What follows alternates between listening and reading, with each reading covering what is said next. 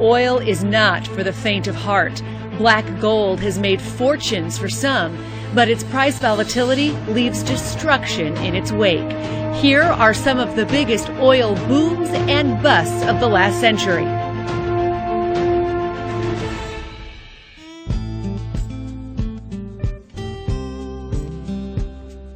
One of the earliest oil price shocks of the transportation era was the West Coast gasoline famine of 1920.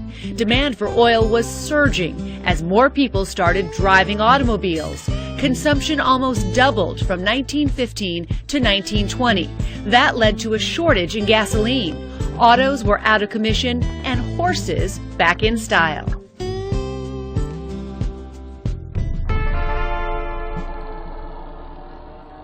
After 1920, oil production in the U.S. boomed in Texas, Oklahoma, California. That meant no more shortages, increased supply, and falling prices, down 40% between 1920 and 1926. Then tossed the Great Depression in the mix.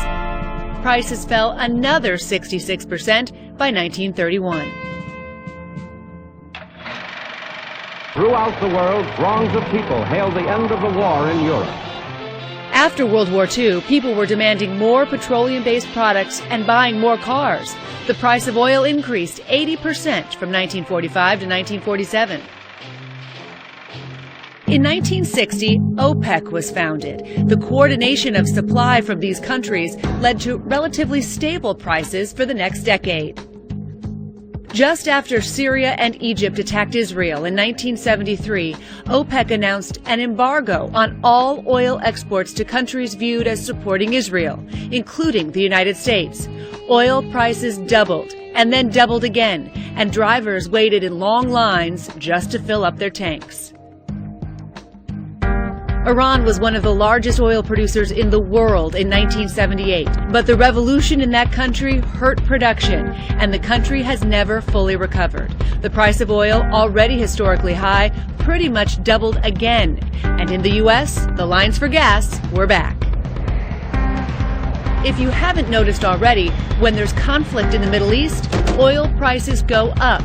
That's what happened in 1990 and again when the U.S. invaded Iraq in 2003.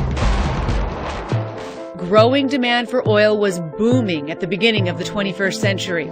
China was guzzling crude, and the U.S. economy was in a bubble. Despite signs of a global recession underway, oil peaked at $147 a barrel in 2008. It helped put the brakes on the economy just before the financial crisis brought it all crashing down. And today, too many players pumping too much oil and concerns about China's slowing growth have sent oil prices into a tailspin. How will this bust stack up with others from the last 100 years?